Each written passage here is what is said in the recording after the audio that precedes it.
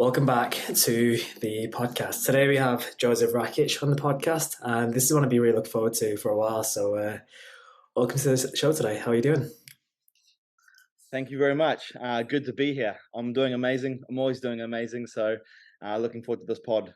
Like we were speaking off camera as well about getting back into training as well after a period off. And how is that for you? Because I know sometimes people feel out of routine when they're not training. How's that been overall? Just kind of taking a time off after a very long time of not being on. How was that for you? Yeah, it was good. It was definitely hard. I find it hard taking time off the gym, but every year I try and get at least 1 week where I just have a complete week off. Usually try and time it when I'm somewhere on an island with not good gyms. But this time I was in Croatia and Greece, and I hadn't had a time off for a long time. So I thought, you know what? I'm gonna do 3 weeks off the gym, no weights, give my body a rest, give my muscles a rest, give my central nervous system a rest, and then hit it again hard. So 3 weeks off. It was a struggle. My diet was all over the place as well, just because you're not in gym, you're not in your routine, you don't have that structure. But 3 weeks went past. I'm back in Dubai now, back on the grind, back on my routine, back on my diet.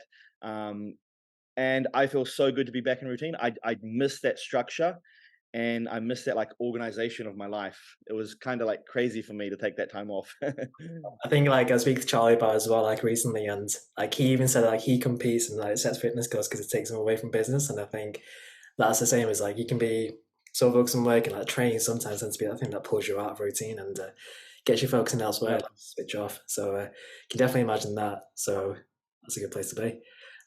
Just kind of Yep. the podcast overall. Do you want to give the audience a little bit of a breakdown in terms of who you are, what you do, and your journey until getting to where you are today? Yeah. So I guess I would call myself an online trainer.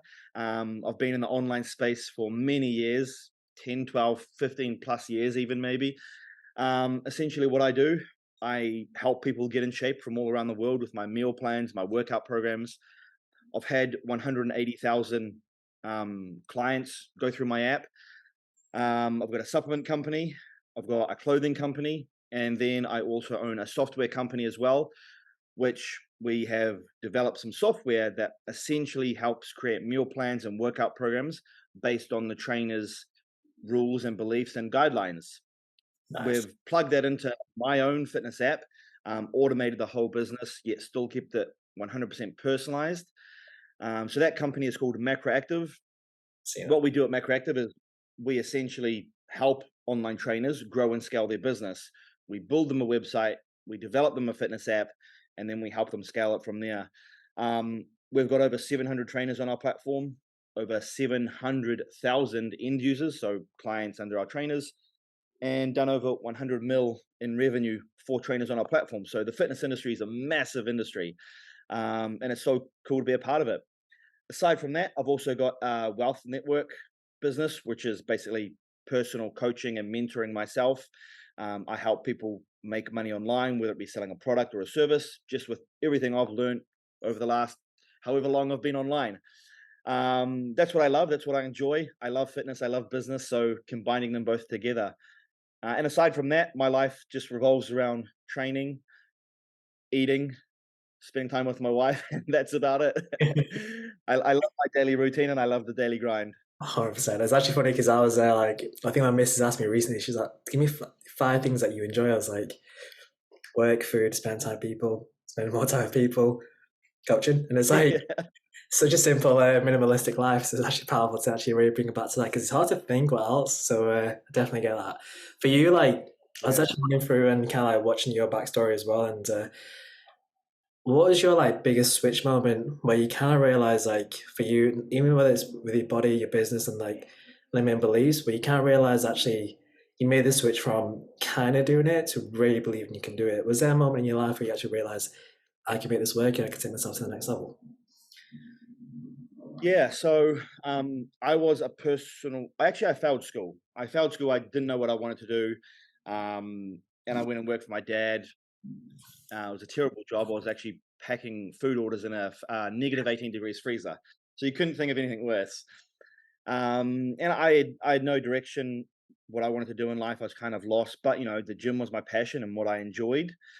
So I went and became a personal trainer, started working at the gym, and at the same time, I was building the online stuff. It it wasn't something that I started off and I thought, oh, this is what I'm going to do forever.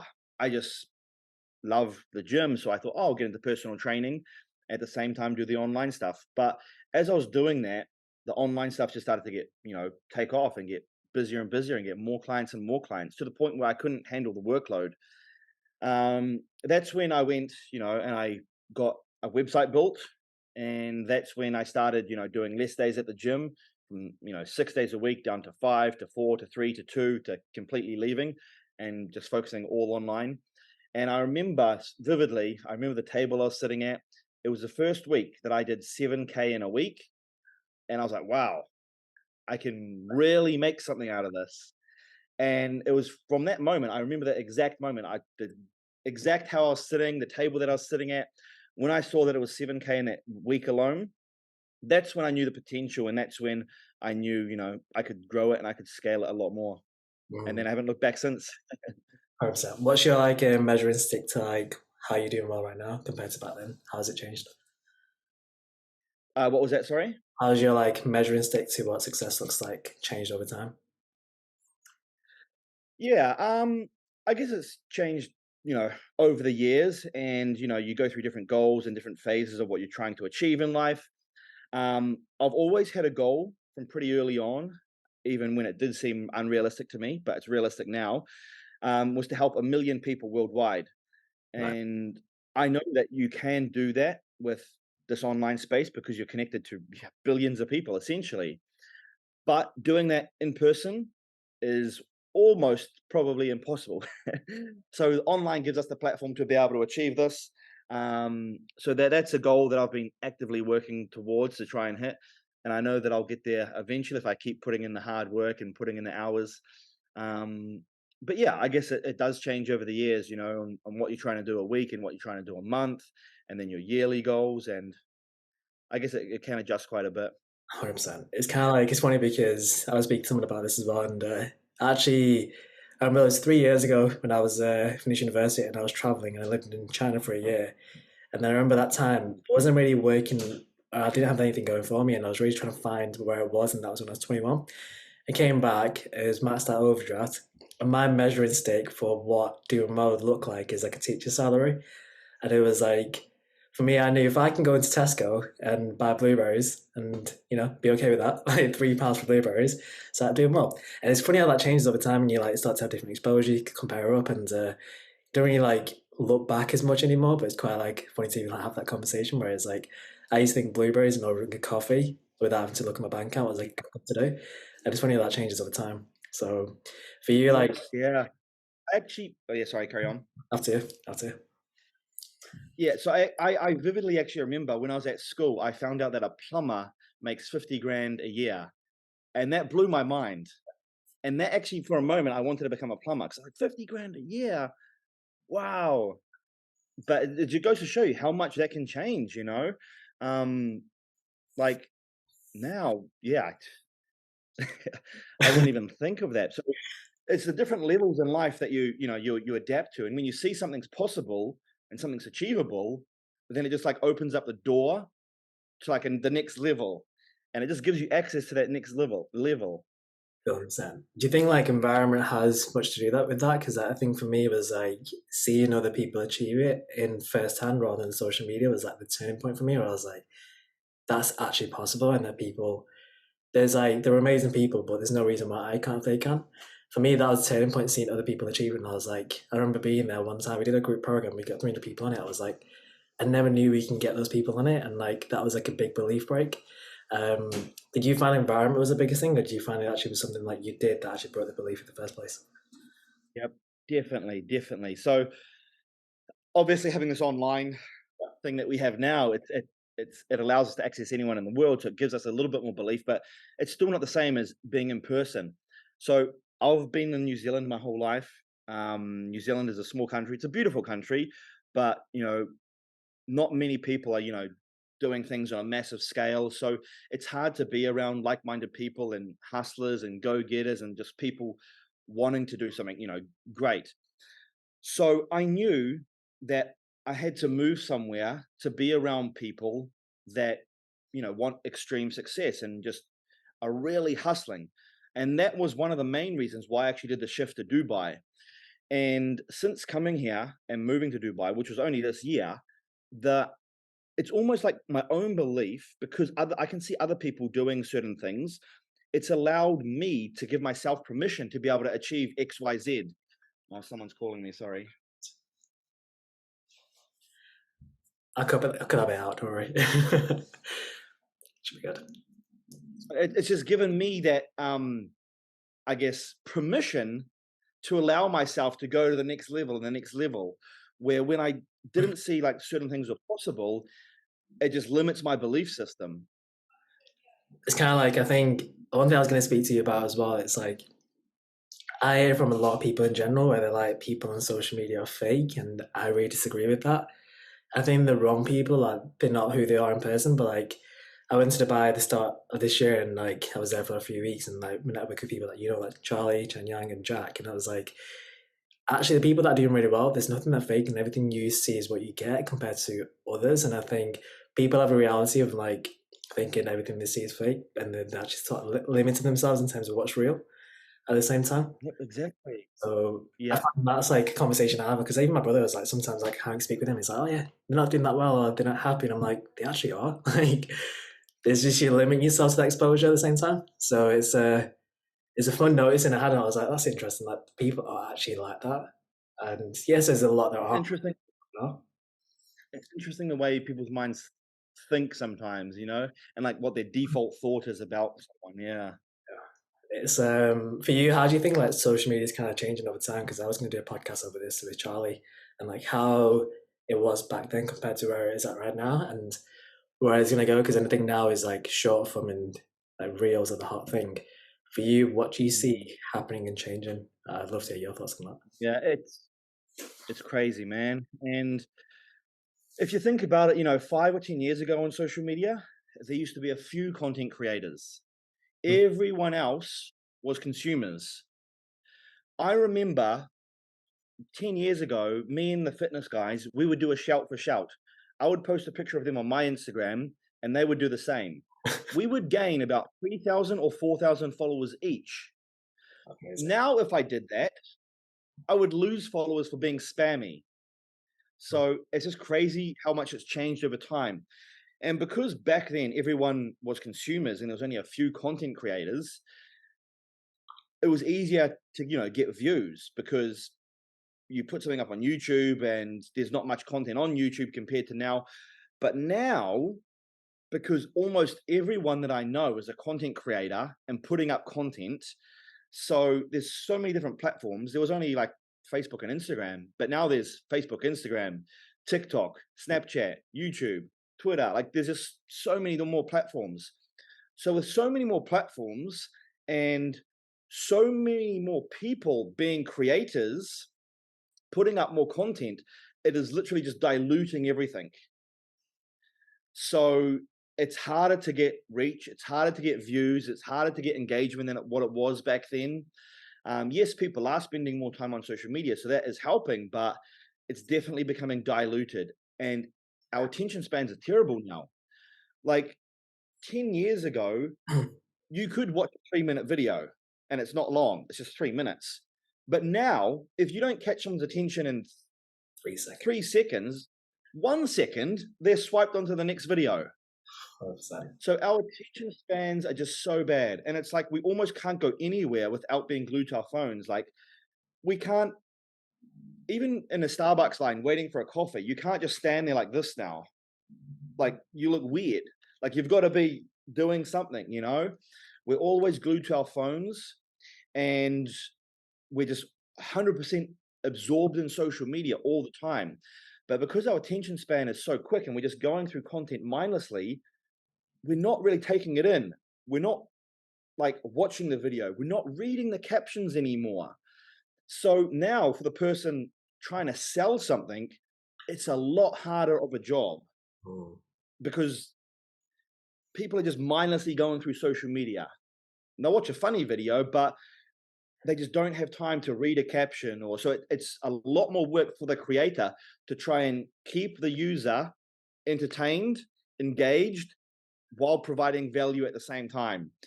But there's definitely ways you can do it, but it definitely is a lot harder than what it was many years ago. And I think we just got to adapt. We've got to see what the trends are, see what people are watching, see what they're not watching, and just try and go with what works and what doesn't, and ignore it. Yeah, I remember my mentor. Do you know Kobe Walters?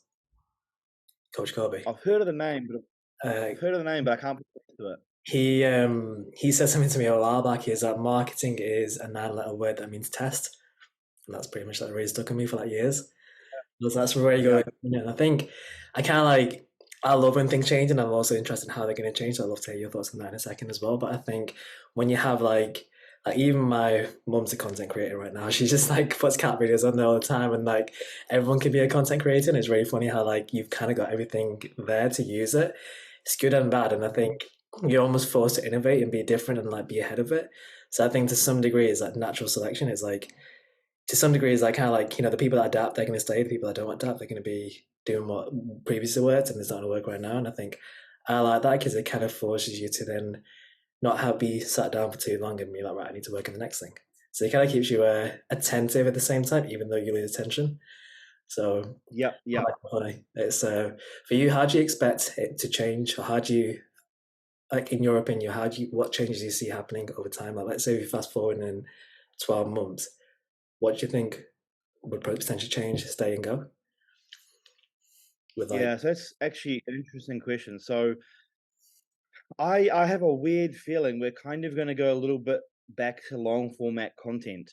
Um, like it's almost like the short format content. We're just so mindless with it now that we're going to have a shift back to the long format. So there's actually you probably wouldn't know him. He's a bodybuilder dude. I think his name's like Sam Sulake or something like that. yeah. He's a young kid, but all he does is put up long format videos on YouTube. They're honestly like 40 minutes. And I won't say it's a boring video because he's obviously got the watches, but like there's nothing entertaining happening. It's like his car ride to the gym, and then it's his entire training session. He's just talking, and it's 45 minutes. But like in 12 hours, it's getting like 600,000 views. And I'm like, how is this happening? It's like you're doing the opposite what everyone tells you. And even he's got no thumbnails. It's just raw. It's not edited. There's nothing fancy. I'll send you his link after this to check out his YouTube channel. But it's like crazy. I'm like, man, maybe we're shifting back to what it used to be. That's interesting. I actually remember actually looked into Sam as well a while back. One of my clients was like, "What do you think of his diet?" And I was like, "Who's this guy first?" And then searched it. I was Yeah. like, "His video is just tripod. There's no angle. There's no editing. It's him speaking." I was like, "You know what? I actually like this.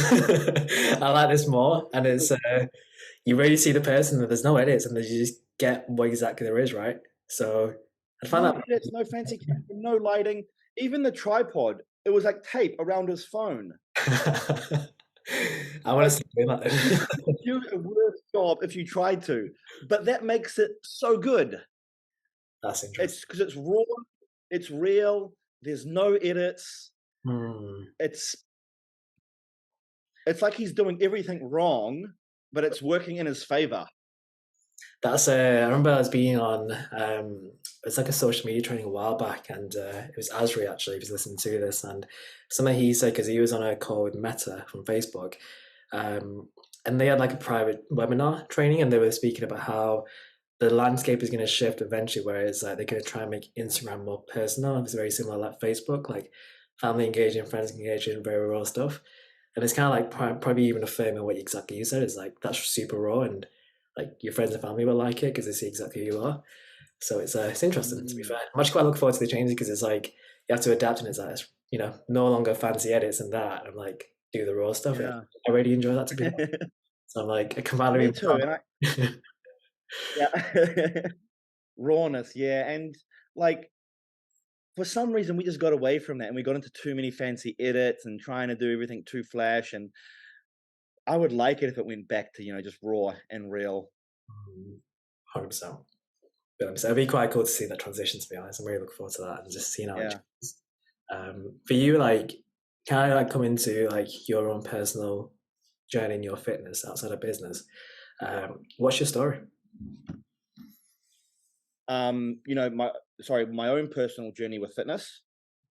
Yep. So I was a skinny kid, man. I've always loved sports. Any sport I'd love. But at school, whenever we had weights room, I always forgot my gym clothes. Just because I was a skinny kid in class, I didn't like lifting weights. I saw it to be pointless. But I'd run outside with a ball, cross country, anything like that, I'd love. But I randomly somehow got into the gym and found the passion for it. And once I found the passion for it and see my body change, then that's when I guess started to enjoy it and started to learn more about dieting and learn more about training. And that's when I kind of took that transition. But I started the gym. I think it was either 61 or 63 kgs, so very very light at the time.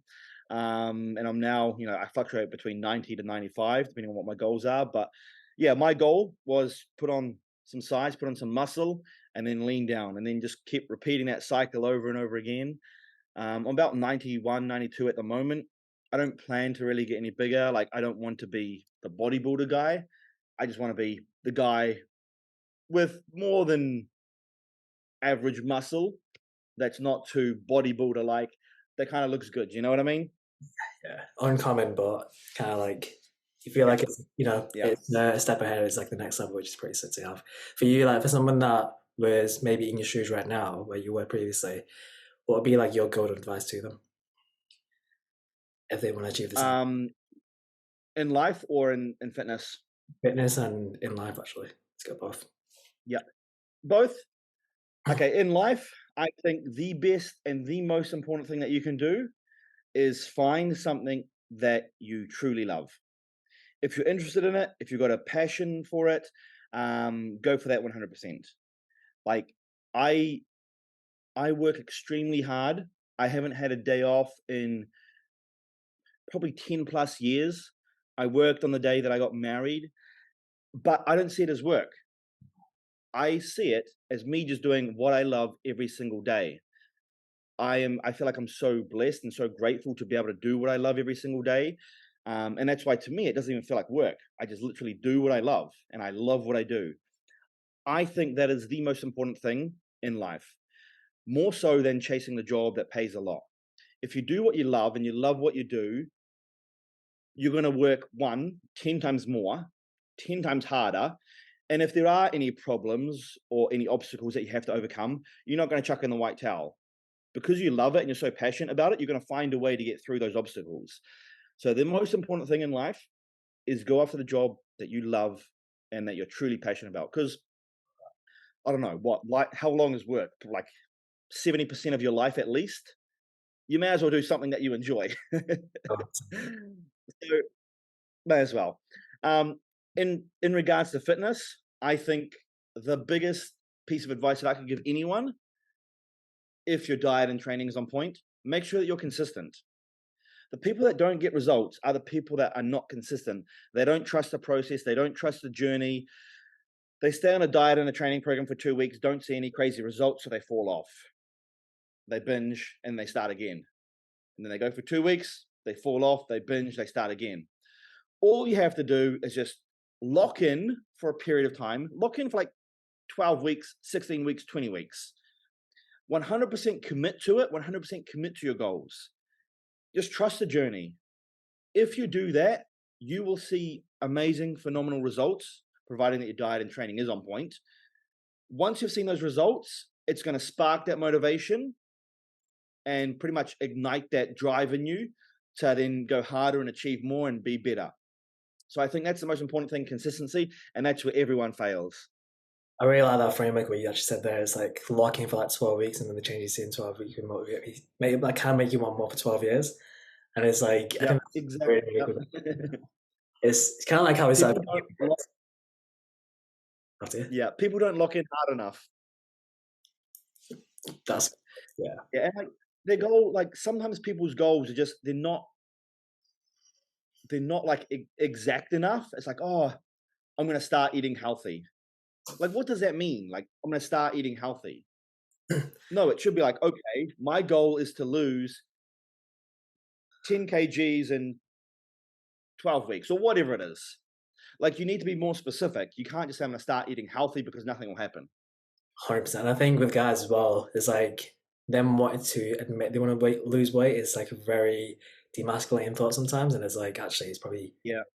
it's probably the right thing. And I think I probably have like a lot of conversations about this, and I actually say to clients like you're probably going to way lower than you think when you get lean, and that's completely okay. And they're like, oh, I don't want to go below 70, don't want to go below 80, don't want to go below 90. I'm like, it's not a dick size, it's your scale weight, right? It's like you're gonna look even better, and it's gonna almost like enlarge you if you think of it. So it's funny you have those conversations because like I think most guys just want to build muscle. It's like actually you need to diet firstly to actually really get that result, and they end up spinning their wheels, and where they don't see the results because they have excess body fat. It's like I'm not sure why I'm doing it because I can't see it's working, so I'll just stop and then probably just pick it up again.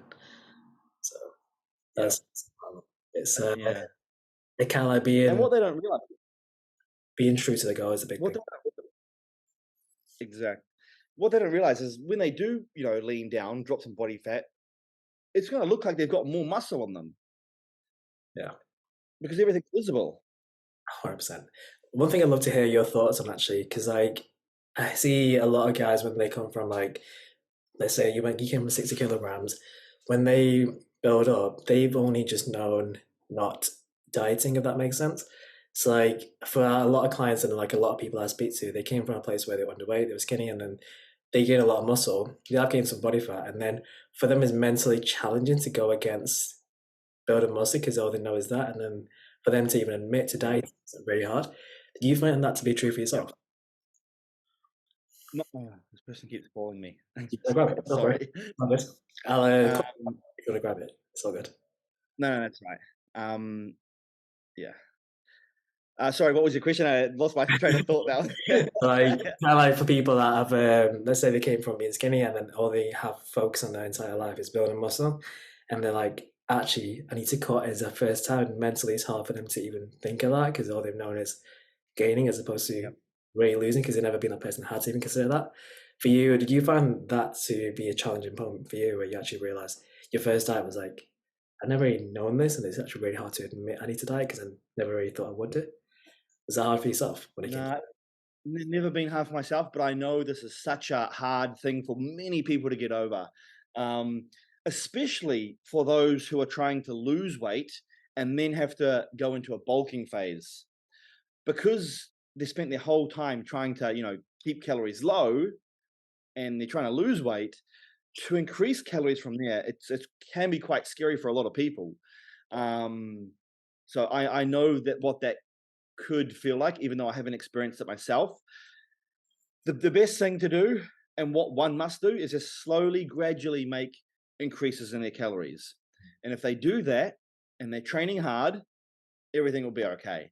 But if someone's dieted for like 8 months and then they've reached their their leanness where they're happy, they want to start putting on size.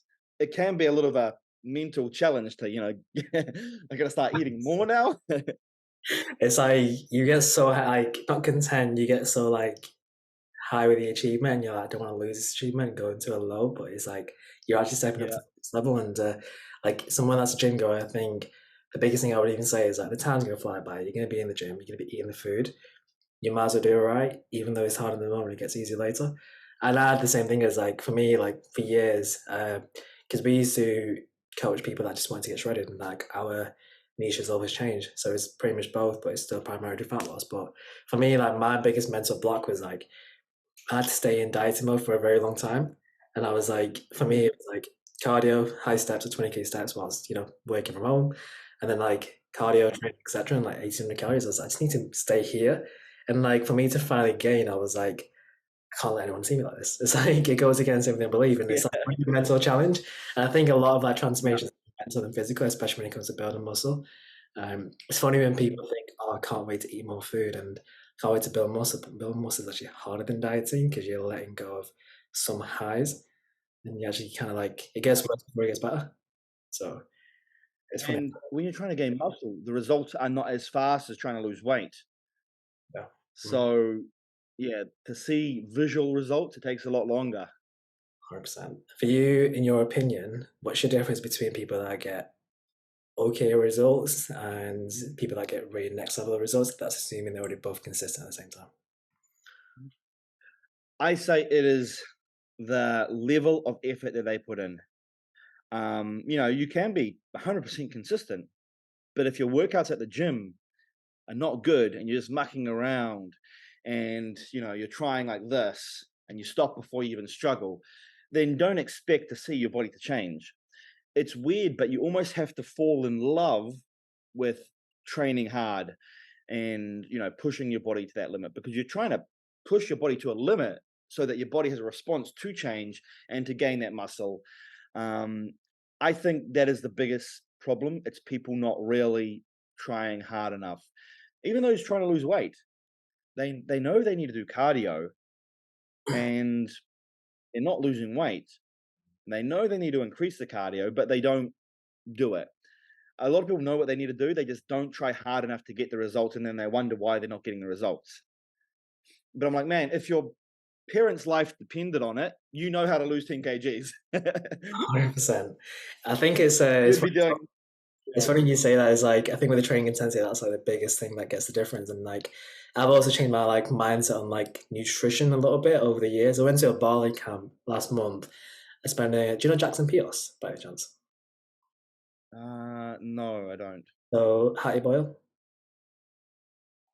Yes, I know that name. Yep. They have like they collaborate on a lot of things, and it was Jackson's event, and one of the things he actually really got me thinking more about, and as well, it's kind of something I was thinking about quite a lot, and this like almost embodied it was like the whole concept of flexible dieting, and now it's like you see a lot of content out there where it's about just calories, protein. If you want to binge on the weekend, just calorie bank, and I think it's gone so far where a lot of people are still doing that, but not getting anywhere because they're being flexible dieters, and it's really funny when you look back.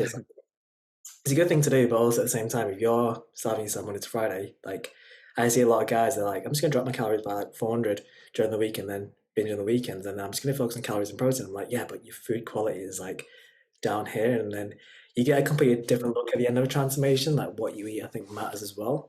At this moment, Yep. when I started looking at And that, then if you're not, what of a difference for me as well. yeah, but also your energy. If you're not eating high quality, your energy is going to be terrible. So when you're in the gym, your performance is going to be so low, which is going to affect the number of calories that you burn. It's going to affect how hard you train, therefore how much damage you can do to the muscle. So you have to fuel your body even when you're in a deficit enough to be able to have the energy to give 100% in your workout. Don't understand. I remember actually like really like that as well because like it really reminds me of like a quote I heard, and it's like you don't really realize how good feels until you no longer feel tired. And I think people think that the energy is okay, but they're actually tired, but they don't know what good actually feels like, so they don't try to Yeah. get it. There's already like a good like really good switch as well because I think a lot of times people diet just to change their body, and when they haven't got changes they want to aspire for, they're like, "What's the point of doing this?" And there's like probably going to live 99% of your life outside dieting, but you focus on the 1%, which is the time dieting. It's really interesting. So it's Yeah. like what happens is they end up gaining it back, spending more time in what's familiar with dieting, and then they stay there for like a long time. So Yeah. Yeah. it's a big thing. How important do you think identity is, and like the whole concept of that when it comes to achieving like the next level in body and business? Intensity, Identity. identity. Like you mean identity in yourself and who you are? Yeah, yeah, I think it's pretty important, and you have to be somewhat self-aware of who you are and what your weaknesses are, what your strengths are, and play to them. And I think like a lot of people, they try and change their identity to be someone else who they're not. Where if they actually just focused all their energy into being exactly who they are to the best of their ability, they would do 10 times better than trying to go down another path, trying to put on a fake identity and be someone else. So who you are is super important, but that person has to be you 100%. yeah. Do you find you had to kind of like shred the skin at some point in your life where you had a previous identity and then you had to make that transition for yourself? Yeah. I think, you will change your identity over the years as well, as you grow, as you mature. But as long as you're true to yourself and that change that you go through is 100% you, I think that's a good thing. And I think that people should do that. The only time I disagree with like an identity change is when you're forcing it to try and be someone different that's not actually you. That's a really good point, because I think I was speaking to someone about it, and they're like, the power of language, and I think it's always going to be like this, or I'm the type of person that does X, and it's like you can't gonna have to live up to that now because you said it. And it's funny because it was the last Friday, 2 Fridays ago. Have you been to London, the UK? No, I haven't. I've been to UK, but not to London. The London traffic is like normally takes 3 hours from Manchester to London and back, so 3 hours back as well, 3.5 usually. But on a Friday, because everyone's coming back, normally takes about 10, 11 hours. And like, I didn't realize that. And I remember leaving because we had a client photo shoot. It was on a Friday. I was like, oh, I'll leave at 12, get back about 3:30, and I can get back to routine at 4. And then what happened, it was like, I got back at like 10:30. And I remember my missus was like, you must be tired, right? And I was like, if I say yeah, if I say I'm tired, I'm gonna be tired, right? And if I say I'm not tired, I'm not gonna be tired. And I was like, I was gonna say yeah, and I was like, actually, nah, I feel all right, I feel good. I might go get a training session in. And it's like how it's so crazy how that changed your aura. And I was like, previous self, and like I could have said I'm tired, and then I'm like, I'm gonna go to bed. It's been a shit day, and the next day's a knock-on effect. But then when you really start changing the power of language, you change who you are, and it's like I knew I had to get a workout in that day. I was like, it's 11:30, not optimal. I'm up at 6, 7. It's like, I'm not tired, I'm just going to do it. And then you can't tell. I was like, literally doing a leg press. I was like, I'm not tired, I'm not tired, I'm doing it, I'm doing it. And all of a sudden, chat changes everything. And I think a lot of times, like the power of language, when you say you're shy, you're an introvert, is like you almost need to like build evidence that's going to go against that.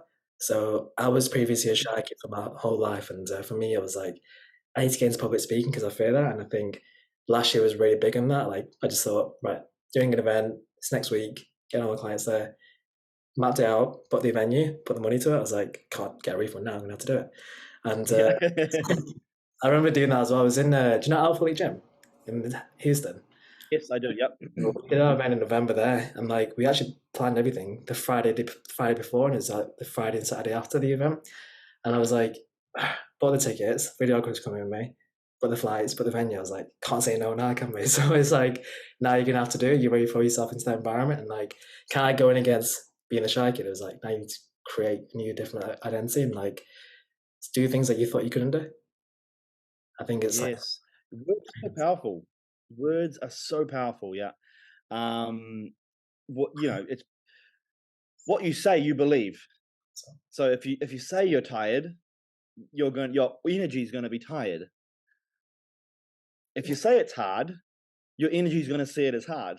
and even like small things like, oh, it's been a bad morning. It's like it's only 9 a.m. You've got the rest of the day. It's like you then set the tone for the rest of the day, and like the 1 hour in the morning just kills your entire day off. And I used to be that person. Yeah. So it's just like crazy how like you can just shift it, and when you start to shift it, it becomes easy to shift it. So Yeah, it's so true. Like people always ask me how am I? Like, oh, hello, how's it going? I'm always like, always good. My response is literally always good. That's what I say. no, I don't even think how I'm feeling. I'm feeling good or not good, but my response is always good. It's just because like if I'm like, oh, it's a shit morning, then you're just in that negative mindset and that negative energy. So you don't want that. So if anyone asks me, oh yeah, hey, how's it going? Always good. Amazing. Yeah. you said that today in the call. I was like, I love that straight away. That's like infectious. Yeah, I probably said it today in the intro of the school. I Yeah. realize it. I It's didn't even realize. it's funny. Like, a question for you actually. I'd love to hear your thoughts on this. Is like, how do you take compliments? Like for yourself, how do you take compliments? Like, Yeah, not really good. I kind of kind of deflect. reflect. Yeah. Um, I appreciate them, and I like getting compliments. Like I'm not gonna say I don't like getting them. I think everyone likes getting them, but yeah, I don't like if someone gives me a compliment. I always try and change off that subject pretty quickly. I don't know why. What about yourself? I'm I'm interested to know. pretty much the same. I'm like, if someone's like, oh, you do well, I'm like, so do you. It's like straight onto you. Weird. But I think that's a good thing. It's just Yeah, I'm always trying to I don't find know. whether it's good or it's bad. And I'm like, it's curious. I'm always interested in how people take compliments because I find it hard to speak about myself. Someone's like, how's your day? I was like, fantastic, whatever happens. And I'm like, oh, what's going on? Yeah, "Yeah, it's been a good day. And there's like, what's been on? I was like, work as usual, but like a lot more of the same, if that makes sense. And I find it hard to be like, respond, how's your day been? I was be like, really good. And I was like, what's going on? Same. My days are the same, but it's like, really good insight. Yeah. but like the compliments is funny because I'm almost like, how do I want to best respond to this? So it's interesting you say that because I find that's like something I'm always dipping into. I never really say, oh, appreciate it. Thanks, because I'm like, I'm not looking here, I'm looking where I'm not, if that makes sense. I'm like stuck in a gap. Yeah, yeah, It's a good place to be. Um, yeah. for you, like, I was going to ask as well, like, for you, what's like next for you overall? What you're working toward, what's keeping you inspired, and what's pushing you forward? Just self progress, man. I believe that's one of the keys to happiness is self progress in any way, whether it be the gym, whether it be your business, whether it be your personal life. I feel like if I'm not chasing something and I'm not getting better in some way, I feel like I'm going crazy. So I need to be working and I need to be progressing because that in of itself brings me so much happiness and joy. And that keeps me going, that keeps me moving forward. But all the responses that I get from the people online, the people that send me their before and after transformations, the people that I get their feedback from who I've helped in my wealth network, that inspires me and motivates me to put in more work and more effort, and just give even more value. So it's like a positive feedback loop. Love that. Love that. And just like, because we've been through a lot today as well, like the podcast is called The Method. So, what's your method for success? Honestly, I'm probably the wrong method for most people. Like everyone always, preaches, you need balance, but my method that has worked for me, it probably doesn't work for anyone else. I'm probably like, what do you call it, the anomaly or something. My method is just always on 24/7. I never switch off. I'm always doing something. I'm go, go, go. Like literally from the second I wake up in the morning, as I'm walking down the stairs, like to go toilet, I'm on my phone replying back to people. Like I'm just on all the time and I'm moving fast and I don't slow down. And for me, that method helps me. Um, I people always preach, you need work-life balance. Um, that scares me.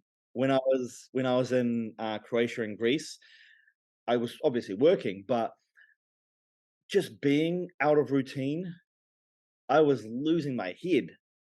And I even told my wife, I'm like, I I said I feel blessed that I enjoy my normal daily day-to-day life better than being on holiday. As bad as that sounds, 100%. I feel like I'm blessed to be able to say that because I don't think anyone can say that they enjoy their normal life more than holiday. But myself, like, yeah, I love going to a beach. I love being by the pool, but I love my routine. I love grinding.